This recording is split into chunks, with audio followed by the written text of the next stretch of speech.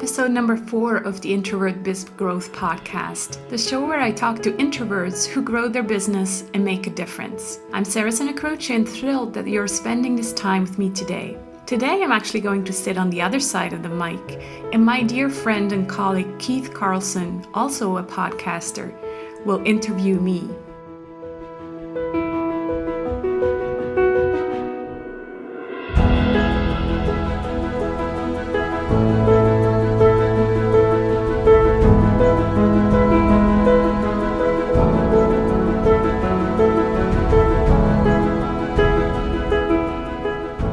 Sarah started her first online business adventure in 2008 as a virtual assistant. She was living in California at the time on an expat assignment and needed a location-independent business. She has since moved back to her home country of Switzerland and built a successful business as a LinkedIn trainer and consultant, and you can find her at simplicitysmallbiz.com. After reading Simon Sinek's book Start with the Why, Sarah realized that her true purpose is to help other introverts embrace who they are and scale their online business in order to make a difference using their introverted superpowers. She started this community because she saw that introverts with successful online businesses were all around her, and she thought it was time to let the world know that introverts have a magic touch when it comes to business, especially online businesses. She also wanted to create a safe sanctuary for introverts to hang out and be themselves in their own gentle, quiet way. Finally, Sarah believes in giving back, not in creating empires for one's own benefit. A portion of her profits go to the charity of her choice. Sarah, besides your official bio, tell us a little bit about yourself and maybe something that my introverted audience can relate to. Well, thanks, Keith. First of all, for doing the interview with me this time. It feels kind of different. My pleasure. Thank you. What should I tell you that you haven't already read right now in the bio? I think up till not so long ago, I kept struggling, trying to be the person that I felt I should be, going to networking events and saying yes to too many opportunities because I felt like I had to. And then in January this year, I turned 40, and some people have a midlife crisis, and I'd like to call it a midlife awakening. And it's kind of when I started to realize, well, okay, this LinkedIn business, it's good, and I like to work with people on LinkedIn to show them their path and to help them grow a business where they can make a difference. But I didn't see myself doing that until, I was 50 or 60 years old. It's just, sometimes it felt like I couldn't be myself when working with professionals and, entrepreneurs. Yes, I could always relate to them. But sometimes I had to work with, directors of bigger companies. And there I just felt like, I can't really be myself. So that's pretty much when I decided to launch this new venture or adventure and focus on introverts, because I feel like if people think like me and are like me, then I don't have to pretend to be someone else. That's perfect. That's great, Sarah. I love that. I love the notion that you're really into creating community and giving back, and you're not into creating an empire, but you want to create something that really gives to the people who are in your tribe, so to speak. And I also love the notion of the midlife awakening. We think of crisis, midlife crisis, and the Chinese character for crisis is also the symbol for opportunity. So you're apparently seeing this as an opportunity for you to gather your forces and present something really special to your introvert community, your introvert tribe. And I think that's a beautiful thing. It's important to walk your own walk and talk your own talk and do something that you feel is right. And I really honor you for following that particular path for yourself. Thank you. Yeah, no, it's true that 40 is kind of in the middle somehow. And up till now, I had 2 kids, so they needed a lot of my attention. And then this LinkedIn business that I also needed a lot of attention. And all of a sudden I realized, well, I need some attention, and what do I want to do that, that kind of makes me feel happy and complete. So that's how this whole new introverted business came to life.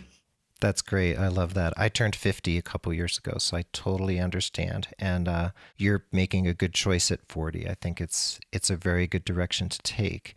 And I know people are always curious about others' businesses and what they do and how they do it and how they make money and so on and so forth. So, how do you currently generate revenue in your business adventures? How does the money come in? People would probably find that very interesting. hmm So yeah, on the LinkedIn side, I offer different things like in-company trainings here in Switzerland. So companies that need my help to, for example, train their sales team. I'd go in and train the sales team on how to use LinkedIn for social selling, which is still relatively new in Switzerland. We're always a bit behind on everything. And so it's a new approach on how to use social media to slow down the sale in order to accelerate it. And then I do one-on-one sessions with entrepreneurs. That's my favorite part over Skype or other online web-based solutions. And I also give online group courses. And then I have two products. One is called the Quick Fix. So that's a video series on how to fix your LinkedIn profile. And there's one for entrepreneurs and another one for job seekers, because obviously LinkedIn is still very much interesting for job seekers as well. And then the upsell for the LinkedIn Quick Fix for entrepreneurs is a full LinkedIn for Business success video course that doesn't just tell them about their profile, but what to do after with the profile, and how to approach clients, how to search for clients, et cetera, et cetera. So up till now, that pretty much was how I was generating revenue. The introverted business, of course, is just starting out right now, and I don't know yet. I want to see where it takes me. I'm just starting this podcast, and obviously it's a business, so it has to generate income at some point. But I think it's important nowadays to kind of listen to your audience first and understand what their needs are, rather than going out there and maybe I've done mistakes like this in the past where I create something and then try to find an audience for it. Where now, after 7 years in the LinkedIn business, I have this experience and I know, okay, first you need to create the audience, and then you can respond to that audience and come up with products and come up with trainings. And Keith, you know that we have recently purchased a house in Sicily, southern Italy, and it's my dream to kind of create a conference, or at least a mastermind for introverts down there in Sicily. So that's already an idea I have and I play with, but for the rest, I'm just kind of waiting and seeing and listening to the audience and see what they need. Wonderful, Sarah. So first, if I'm somewhat of more of an introvert these days in my 50s, can I still come to the conference? Of course. Oh, good. Okay. I used to be quite the introvert, but it's been switching in midlife. So watch out, Sarah. That might change for you in the coming years. Yeah. But I just wanted to say, I wanted to remark on the fact that I've done your LinkedIn makeover. You helped me with my LinkedIn profile. That's how we met. I've participated in your LinkedIn challenge community online.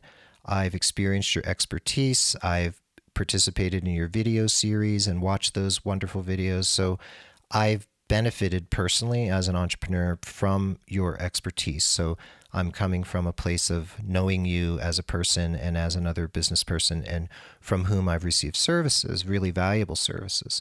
And I want to take my hat off to you, as we say in the States, to acknowledge that you're pivoting, to use a contemporary term.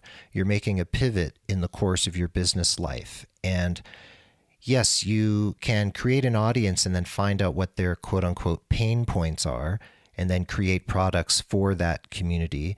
Sometimes we actually create a product that we know people need, but they don't actually know they need it yet. So that is something that some entrepreneurs do, like Steve Jobs created the personal computer when no one even knew they needed one.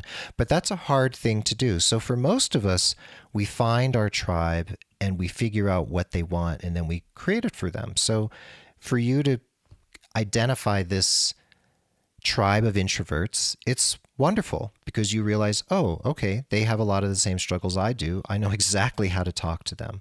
So that's great. And I just want to really acknowledge that you're making this very courageous but thoughtful pivot in your business. And Thank you, Keith. Sure. And you've mentioned to me in the past your introverted superpowers. So what's your biggest strength as an introverted entrepreneur? What do you bring to the table?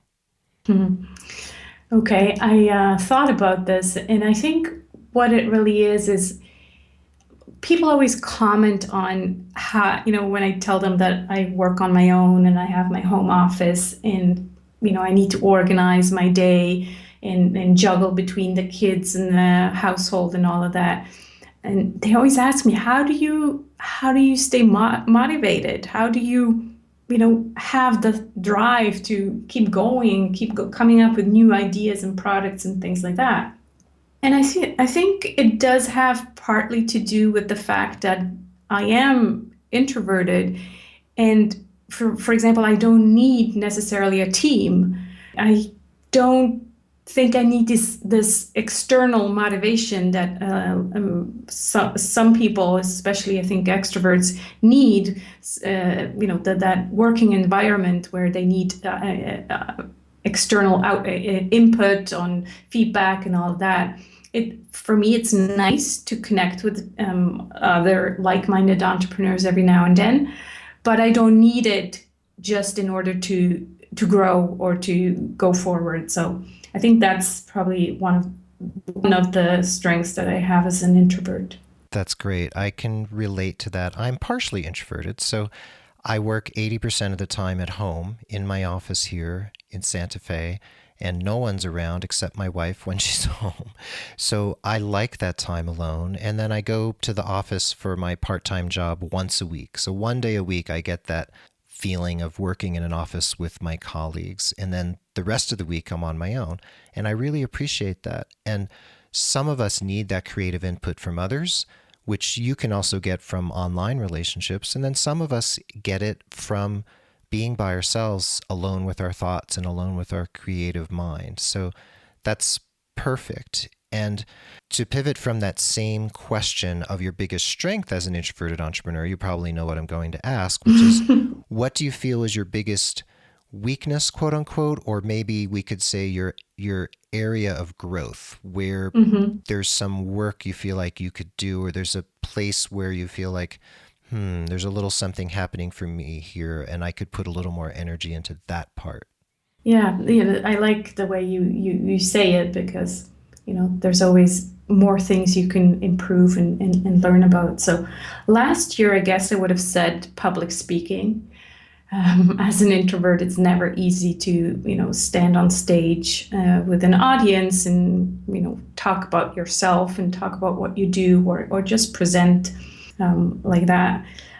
I did learn how to do it though, and I do quite a few public speaking events now where I present about LinkedIn and how people can use it not just to find a job but to generate business.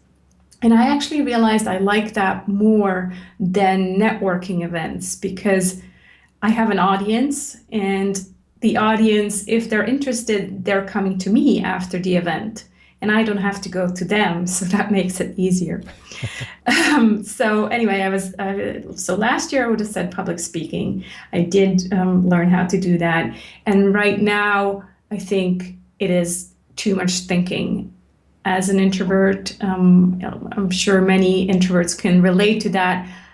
I live in my head. There's constant thoughts in my head, and I'm always overthinking everything. Even if I write an email, it takes me much longer than probably it would take an extrovert, because I always think, is this politically correct? Am I being hurtful to the person? So I'm overthinking everything. Hmm. So I think that's a big challenge. And yeah, I need to practice mindfulness, and I'm experimenting with meditation right now. So that's what I'm working on right now.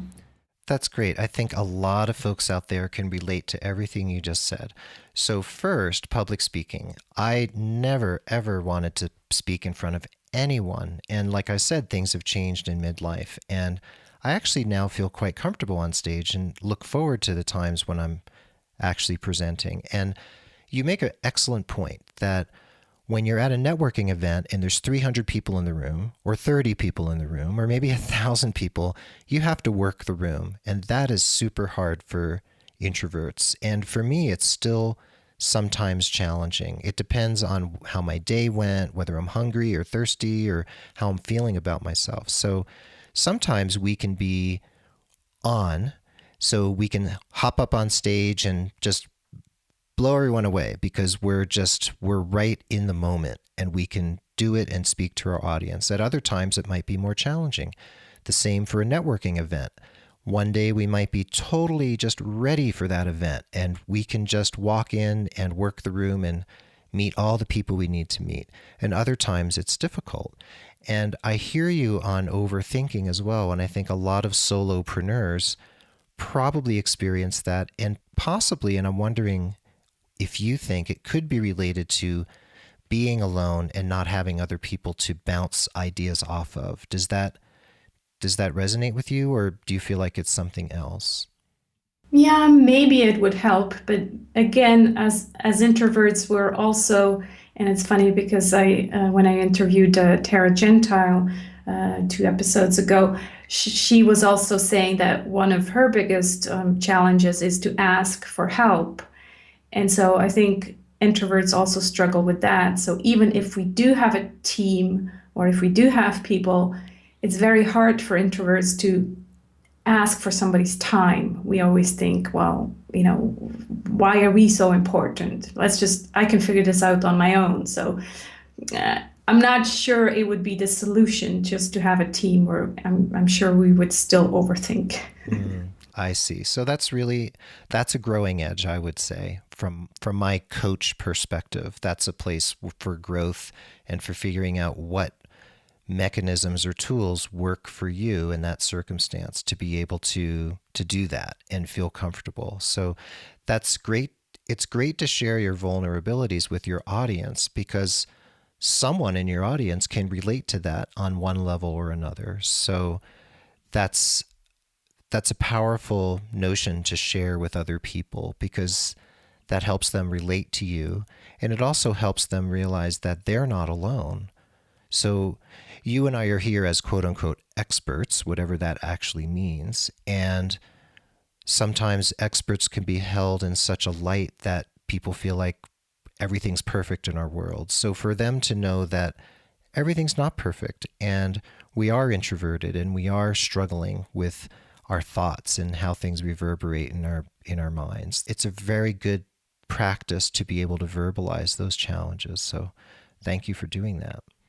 So Sarah, take us to a moment in time, at whatever age, whenever it seems appropriate to you, whatever part of your life where it really, you had that incredible aha moment, and tell us the story. And then let's talk about the steps you took from that aha moment and generating success from that moment when the light bulb went off for you. Yeah, it actually, I already told the story, because it was that moment when I turned 40, and my husband gave me this very nice present. We went to Mauritius, just the two of us, for the very first time in 12 years since we had kids. So we were there in Mauritius in January, and it was beautiful. And I was walking on the beach, listening to Brené Brown about the book about vulnerability and shame. And that's when I had this aha moment that I want to create this business where I don't feel inferior, where I don't feel like I have to pretend to be someone else, where I can literally just be myself and not always have this feeling of I, didn't go to university, so I can't pretend to be on the same level as the director of this and this business.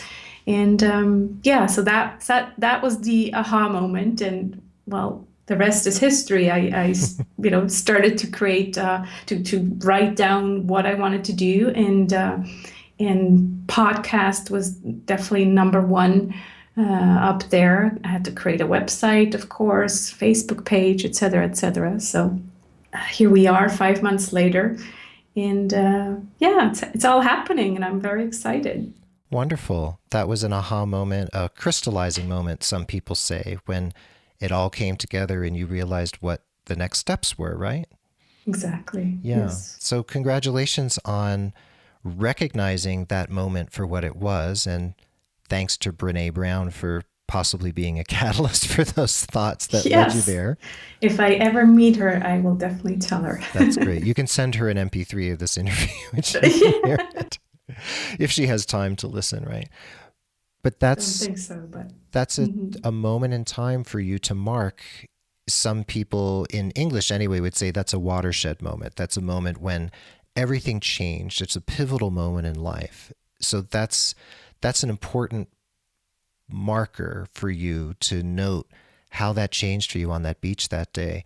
And in a year from now, we could have another conversation and say, let's look back at that moment on the beach again and look at all the thoughts that came tumbling in at that time and how many of them a year from now will already have manifested. And the podcast already has. So you've already started down that journey and some of those ideas have already come into being. Yeah. Well done, Sarah. Thank you. Thank you. And yet, maybe that's another introvert trait, or just in general, business owners, we're being most of the time very hard on ourselves and keep thinking, well, I could have probably done more and I could have promoted it more. But that's material for another podcast, right? That's true. And when you have those moments, you can email me and say, hey, let's hop on Skype. You can tell me how wonderful I am. Thank you. So you're let always me know. Good at that. Oh, good. I have that effect on people. So let's talk about one of your personal habits that you feel really contributes to your success. About 2 years ago, I first came across Leonie Dawson's planner. She has some kind of agenda or planning system. So she has workbooks and physical calendars to help you plan out your year, and then to help you plan out your weeks and plan out your days. And I think just the fact to have goals written down and then start to really apply these or apply this habit on a daily basis has really helped me cross off things on my list. For example, to launch this new website and podcast. Well, it seems overwhelming when you just have this idea in your head, but once you start writing down monthly goals and then break it down into smaller chunk for weekly goals, and then in the end daily priorities, it really becomes doable. So that's what I really like to do. On every night, I'll take out my little daily priority sheet and fill it out for the next day. So I really, I think that has contributed to my success. That's a very good tip. And if we crystallize that down, I would say has something to do with organizing, planning, and goal setting. And also what I'm hearing is consistency. You do it every night in preparation for the next day, etc. Yeah. Yeah, that's really great. So in terms of tools. There's lots of tools that solopreneurs and entrepreneurs use. What's an internet-based resource that you'd like to share with your listeners that you use every day on a regular basis that you feel really contributes to your success? I'm thinking of two. One is called Auto Text Expander, and it's a Google Chrome extension where you can basically create shortcuts that will then help you speed things up. So, for example, you can create a shortcut for an email answer. One thing that you're always, messaging people, like if they ask you something, you have this kind of standard reply. Or the nice thing, you can also use this in LinkedIn. So whenever you get a new invitation or a connection request on LinkedIn, you send them back a message. And by using this shortcut, you just kind of, type in thanks LinkedIn. And the second you click enter, it will bring up the text that you have saved as a shortcut for thanks LinkedIn. So that's a nice tool that helps me, kind of, speed up things and just stay very efficient, because time is very precious for all us business owners. So I like that one. And the other tool is also for speeding up email replies, especially, and it's called Canned Responses by Gmail. So it's also where you can save email templates. For example, I'm using it right now for the podcast. So, whenever you have these standard emails that you send out to people, inviting them to podcast or thanking them for accepting to be on your podcast, or anything that you use on a regular basis, you can enter in these canned responses and just bring them up whenever you need them. Wow, thank you. I just learned something really incredible, and I can see that that's in the labs section of Gmail. So I'm definitely going to look that up and start making use of that as a time saver. Yeah. So we've talked about a personal habit. We've talked about some internet resources, which are both excellent and are new to me. So I'll be looking those up as soon as we hang up our phone call here. So next, what book would you recommend the introvert biz growth audience, and why would you recommend that particular book?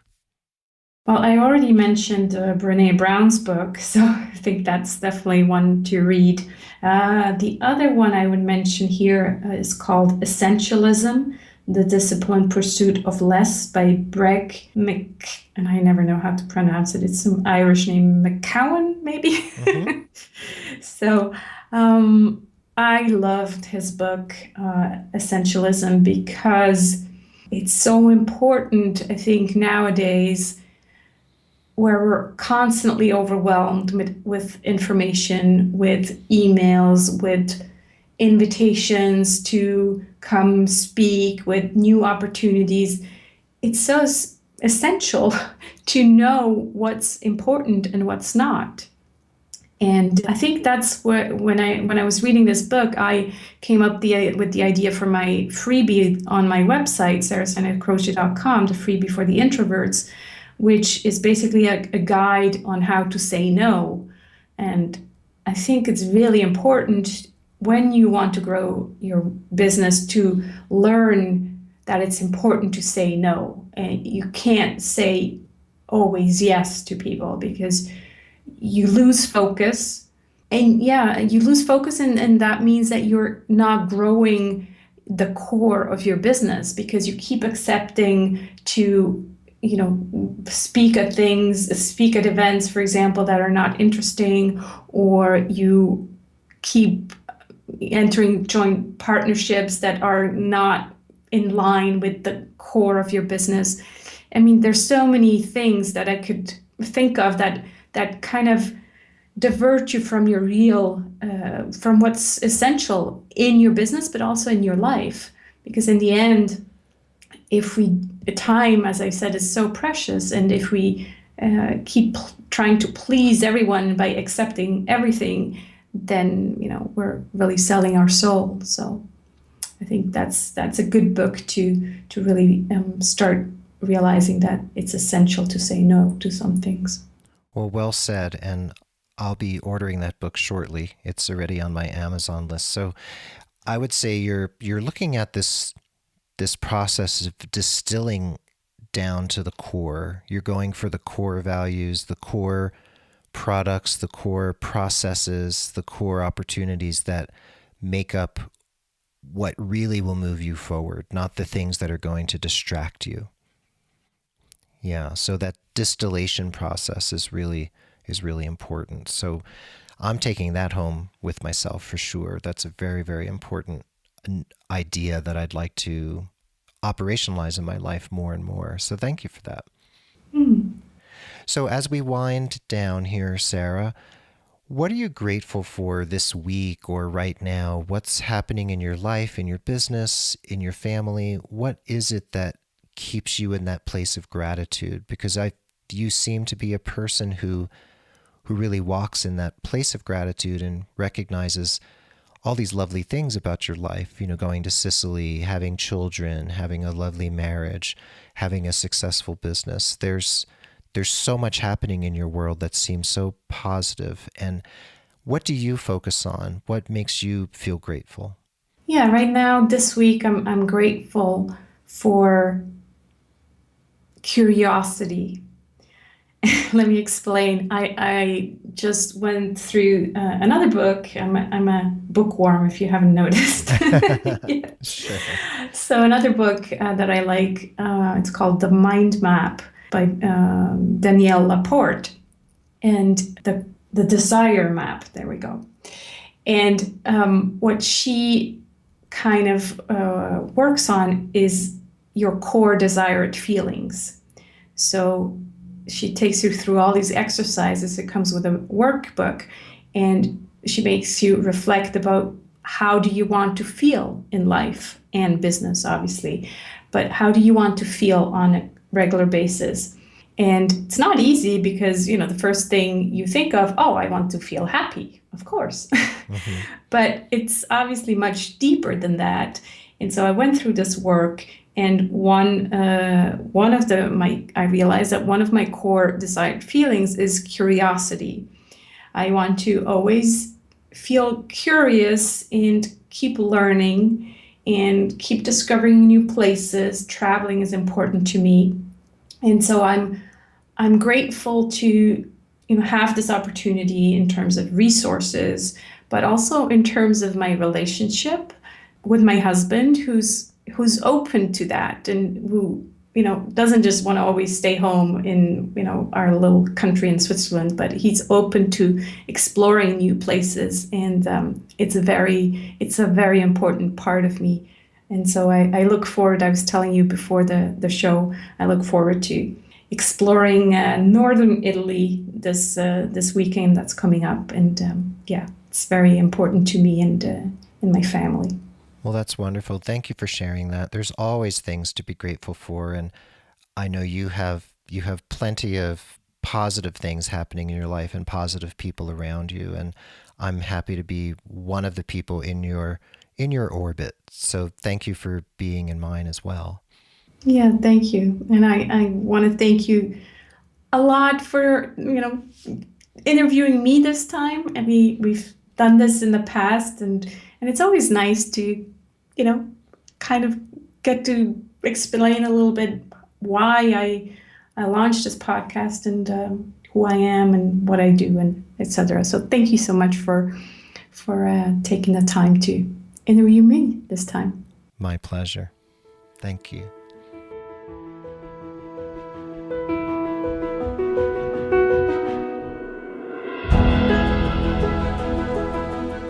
That's it for this episode of the Introvert Biz Growth podcast. I hope you learned a little bit more about who I am and what I stand for. So please come and download the 3 Golden Nuggets cheat sheet that I shared with you today at Santacroce.com. And if you don't have it yet, get your free 4-step guide on how to say no to grow. If you like this episode, please subscribe to the show on iTunes or Stitcher and tell your introverted friends about it. Us introverts are in this together. I'll talk to you again in 2 weeks. I know it seems long, but time flies, and pre-excitement is half the experience. you.